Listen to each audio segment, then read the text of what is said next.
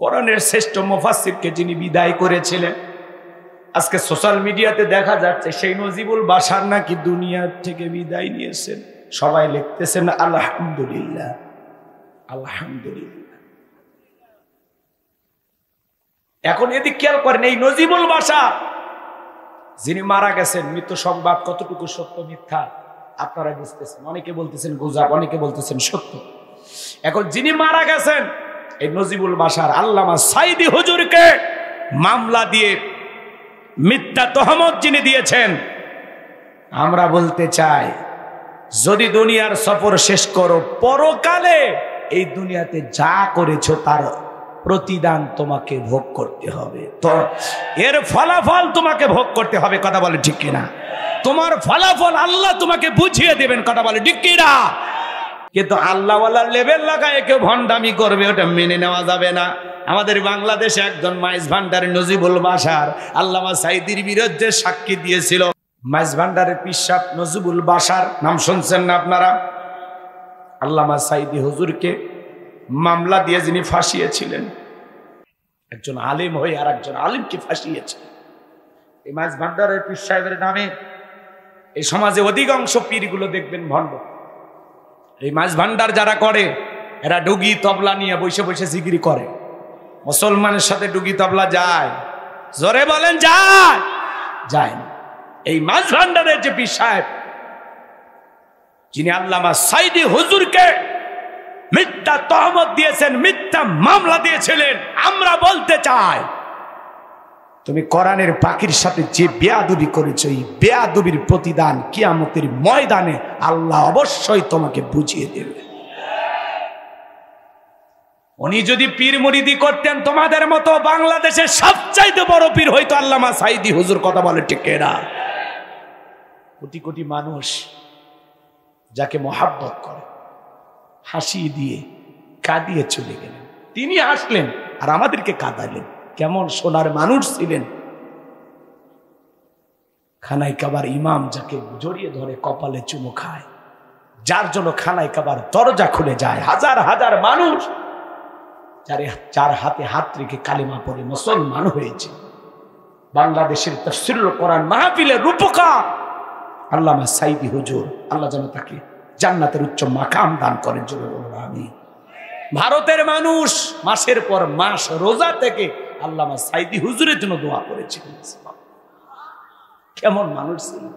এই সোনার মানুষকে তোমরা মামলা দিয়ে ফাঁসিয়েছিল এই মাইজ ভান্ডারের ভণ্ড পীর। কথা বলে ঠিক কি না?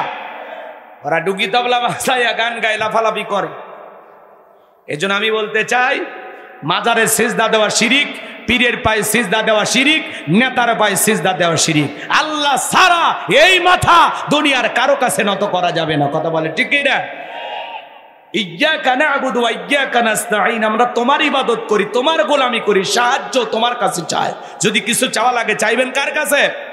ফাইযা ফারাগতা ফানসাব ওয়া ইলা রাব্বিকা ফারগাব।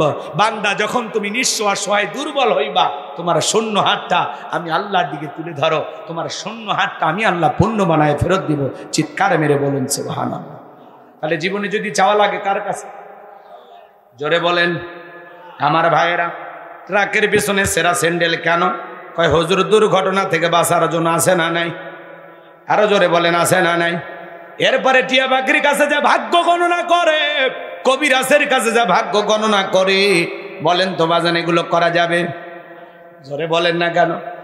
এক আংটিতে সব সমস্যার সমাধান।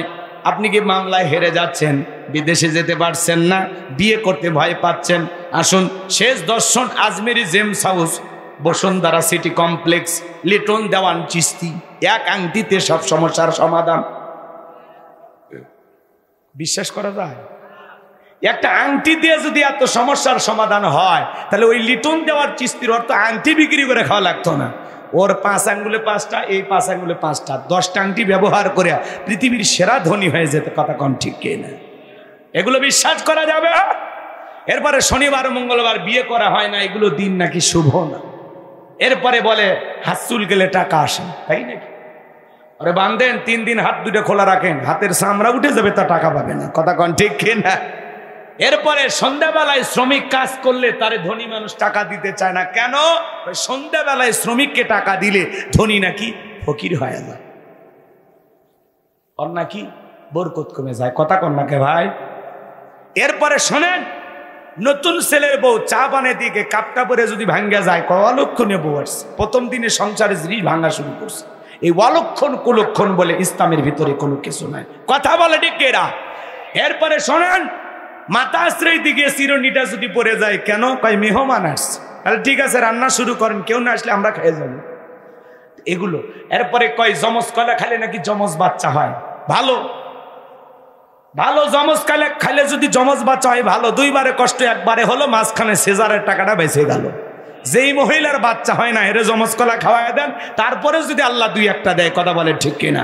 কত পুরুষ মানুষ জমজ কলা খায়, পর্যন্ত কোনো পুরুষের তো বাচ্চা হলো না। হবে কেমনে? মেশিন পত্র তো আল্লাহ দেয়নি। কতক্ষণ ঠিক কিনা? এগুলো ধারণা করা যাবে না। ছোট বাচ্চার কপালে কালো টিপ দেয় কেন? কয় পথ নজর থেকে বাঁচার জন্য। বলেন তো বাজান, তকদিরের ভালো মন্দ সবকিছু কার কাছে? ওয়াল কদরিহি শাররিহি মিনাল্লাহি তাআলা ওয়াল বাসি বাদাল মাউত। তকদিরের ভালো মন্দ কার কাছে? আরেকটু চিল্লায় বলেন, কার কাছে? হে মুসলমান, আল্লাহর গোলাম, গভীর মনোযোগ দিয়ে কথাগুলো শুনে যাও। নবীজি আমার সাহাবা ইকরামদেরকে ডেকে বলেন, আমার সাহাবীরা, তোমরা কি জানো একজন ব্যক্তি একটা মাছি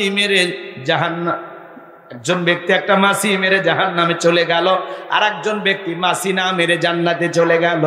সাহাবা ইকরাম ডেকে বলে, নবী গো, বুঝতে পারলাম না একজন মানুষ কিভাবে মাছি মেরে জাহান্নামে চলে গেল, আর একজন ব্যক্তি না মেরে জান্নাতে চলে গেল, বিষয়টা আমরা জানতে চাই।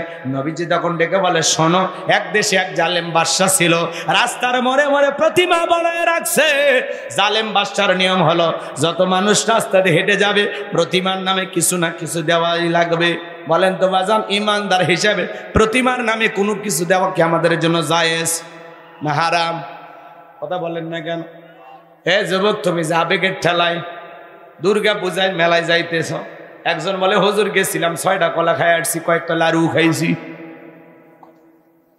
বউ বাচ্চার সাথে নিয়ে মেলায় যায়, আনন্দে আত্মহারা হইয়া।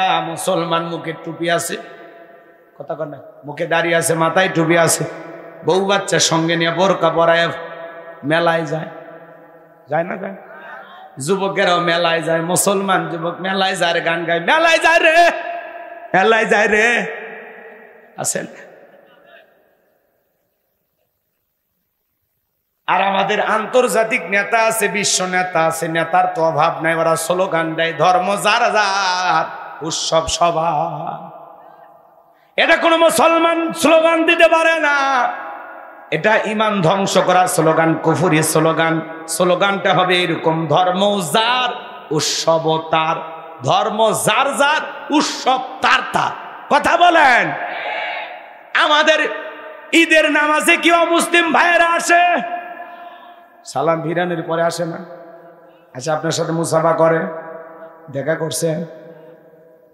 জুমার নামাজে অবশ্যই আসে, লাইলাতুল বরাতে আসে, লাইলাতুল কদরে আসে। এগুলো মিস করলেও কুরবানি যেদিন জবাই করেন ওই দিন মিস করে না। অবশ্যই আছে, কুরবানির দিনে গরু ছাগল জবাই করার সময় আপনার সাথে সহযোগিতা করে, গোস্ত কেটে ভাত খায় বাড়ি যায়। আসে না? মরে গেলে জানা যায়, আসে না? তাহলে চিন্তা করেন, আপনার ঈদের নামাজে আসে না, জুমার নামাজে আসে না, জানাজা আসে না, আপনার কোনো উৎসবে অমুসলিমকে দেখা যায় না। আর আপনি মুসলমান হওয়ার পরেও অমুসলিমদের উৎসবে যাওয়া আপনার জন্য হারাম, তারপরেও আপনি যাচ্ছেন। আপনি হলেন নির্লজ্জ বেহায়া মুসলমান। আপনার লজ্জা নাই? কি নাই? লজ্জা নাই। অমুসলিমের আমাদেরকে অভিযোগ দেয়, হুজুর আপনাদের মুসলমানদের চাপে মারে ভালো মতো বিদায় দিতে পারলাম না। মুসলমানদের দায়িত্ব অমুসলিমদেরকে নিরাপত্তা নিশ্চিত করা। মুসলমানরা যে জনপদের নেতা থাকবে, সরকার থাকবে, রাষ্ট্রপ্রধান থাকবে, মুসলমানদের দায়িত্ব অমুসলিমদের নিরাপত্তা দেওয়া। মায়ের কোলে শিশু যেমন নিরাপদ, ডিমের ভিতরে কুসুম যতটা নিরাপদ, মুসলমানেরা যদি দায়িত্ব পালন করে তার চাইতে বেশি নিরাপত্তা নিয়ে অমুসলিমেরা বসবাস করবে। কথা বলে ঠিক কিনা? দায়িত্ব নিরাপত্তা দেওয়া, যায়া তাল মিলানো না। হ্যাঁ, যে তোমাদের মায়ের কাছে কিছু চাইলে আমাদের নামে চাই, কেন আল্লাহ কি দিতে পারতেছেন? আল্লাহ ব্যর্থ হয়েছে? নাউজুবিল্লাহ। তাহলে মায়ের কাছে চাওয়া লাগবে কেন? উনি চাইবে। কথা বোঝা গেল? অমুসলিমদের উৎসব অমুসলিমদের কাছে, মুসলমানের উৎসব মুসলমানের কাছে। মুসলমানের উৎসবে অমুসলিমেরা এসে দেখতে পারে, অংশগ্রহণ করতে পারে, আকৃষ্ট হয়ে মুসলমান হতে পারে, কিন্তু আপনি যেতে পারবেন না। অনেকে আবার একদিনে না বউ বাচ্চা বায়না করছে, মেলাত গেছি হিন্দু হয়ে গেলে। এই ঠেটারে কে বুঝাবে? কোন? এটা হলো ঠেটা মুসলমান। কি মুসলমান? এক বুঝানোর ক্ষমতা কারণে জিবরাইল এসে যদি হাত ধরে ওয়াজ করে তাও আর হেদায়েত হবে না। কথা বলে ঠিক এরা ভালো হয়ে যায়। কোন কোন যুবক আছো জীবনে কোনোদিন আর কোন দুর্গা পূজার মেলাতে যাবে না? হাত আলহামদুলিল্লাহ। আমি বলতে চাচ্ছিলাম শিরিক কত বড় মারাত্মক, গভীর মনোযোগ দিয়ে শোনেন। এইবার ওই মুসলমান ওই পথে হেঁটে যায়, জালেম বাদশার লোকেরা ডেকে বলে প্রতিমার নামে কিছু দিয়ে যাও। ইমানদার ডেকে বলে ভাই প্রতিমার নামে আমার কিছু, আমার পক্ষে থেকে কোনো কিছু দেওয়া সম্ভব নয়। ইমানদারের কথা শুনে জালেম বাদশার লোকেরা ডেকে বলে শোনো, তোমার দেওয়ার যদি সামর্থ্য না থাকে, কিছু দেওয়ার মতো না থাকে, ওই যে প্রতিমার নাকে ডোকা একটা মাছি ভরে আছে, ওখান থেকে একটা মাছি প্রতিমার নামে মেরে তুমি চলে যাও। ইমানদার চিন্তা করলে একটা মাছি মারলে কেমন অপরাধ হবে। এইবার একটা মাছি মেরে লোকটা ইমানদার নিরাপদে চলে গেল। কিছুদিন পরে আর একজন ইমানদার হেঁটে যায়, জালেম বাদশার লোকেরা ডেকে বলে প্রতিমার নামে কিছু দিয়ে যাও। ইমানদার ডেকে বলে ভাই প্রতিমার নামে আমি কিছুই দিতে পারবো না। ডেকে বলে শোনো, দেওয়ার মতো সামর্থ্য যদি না থাকে, কয়েকদিন আগে তোমার মতো একজন ইমানদার, তাকে আমরা একটা মাছি মারার সুযোগ দিয়েছিলাম, ওই একই অফার তোমাকেও দিলাম, প্রতিমার নামে একটা মাছি মেরে যাও। ইমানদার ডেকে বলে ভাই প্রতিমার নামে কিছু তো দেব না, মাছি মারার মতো সামান্য শিরিকও আমি করব না। জালেম বাদশার লোকেরা ডেকে বলে বাদশার আইন কি ভুলে গেছো? ভাই একটা মাছি মারবা, না হলে এক কপি দেহ থেকে কাল্লা ফেলায় দিব। ইমানদার ডেকে বলে কাল্লা দিতে রাজি, আল্লাহ দিতে রাজি নাই। আল্লাহ আকবার। 2-3 বার অফার করলে, লম্বা ঘটনা আমি সংক্ষিপ্ত করে বলি। জালেম বাদশার লোকেরা বলতেছে শেষবারের মতো বলতেছে হয় একটা মাছি মারবা, নাহলে এক কপে দেহ থেকে কাল্লা ফেলে দেব। ইমানদারটিকে বলে ভাই কাল্লা দিতে রাজি, আল্লাহ দিতে রাজি নাই। এইবার এক কপে জালেম বাদশার লোকেরা দেহ থেকে কাল্লাটা আলাদা করে দিল। আমার ভাইরা, আমার নবী তখন বললেন আমার সাহাবীরা, যে ব্যক্তি মাসিমের নিরাপদে চলে গেল ও মাসিমের নিরাপদে যায় নাই, ও মাসিমের নিজেকে জাহান্নামে নিয়ে গেল। আর যে ব্যক্তি মাসি না মেরে কাল্লা দিয়ে গেল, এ রক্তের সাগরে ভাসতে ভাসতে আল্লাহর জান্নাতে পৌঁছে গেল। চিৎকার মেরে বলুন সুবহানাল্লাহ। তাহলে মাছি মারার মতো সামান্য শিরিকও করা যাবে না। এক ইমানদার মুসলমান ভাইরা, সর্বশেষ এটা একটা খাবারের প্লেট। আপনার একটা ভিআইপি গেস্ট আসছে গোবিন্দগঞ্জ শহর, তার জন্য মনে করেন একেবারে বালুয়া ব্রিজের নিচে যে নদী গেছে, ওই নদীর মাছ, বোয়াল, রুই, কাতলা, বোঝেন না, বিভিন্ন ধরনের রং বেরঙের মাছ, দেশি মুরগি, পাকিস্তানি, বয়লা, কিচ্ছু বাদ না, মহিষের গোস্ত, হরিণের গোস্ত, খাসির গোস্ত, গরুর গোস্ত, ভেড়ার গোস্ত। আরে ভাই আইটেম দিয়ে প্লেট খালি ভরা। চিন্তা করলেন ছোট্ট বাচ্চাকে খুব ভালোবাসেন, আর সামান্য একটু পায়খানা প্লেটের এক কোনায় দিয়ে আছে। এবার খাবারের পরিচিতি গেস্টের সামনে, এটা কি গরু, এটা খাসি, এটা কি মাছ, এটা কি, এইটা কি? তখন বলতেছে ছোট ছেলেটাকে খুব ভালোবাসি তো, আর সামান্য পায়খানা দিয়েছে, খায় না। দুনিয়ার কোন গেস্ট, কোন মেহমান এই খাবার কি খাবে? আমি কি এটা হাসানোর জন্য বলেছি? না, আমার প্রত্যেকটা কথাই কিন্তু বলার পিছনে কারণ আছে। এই যে যুক্তি, হ্যাঁ, এই রাগ করছেন আপনারা?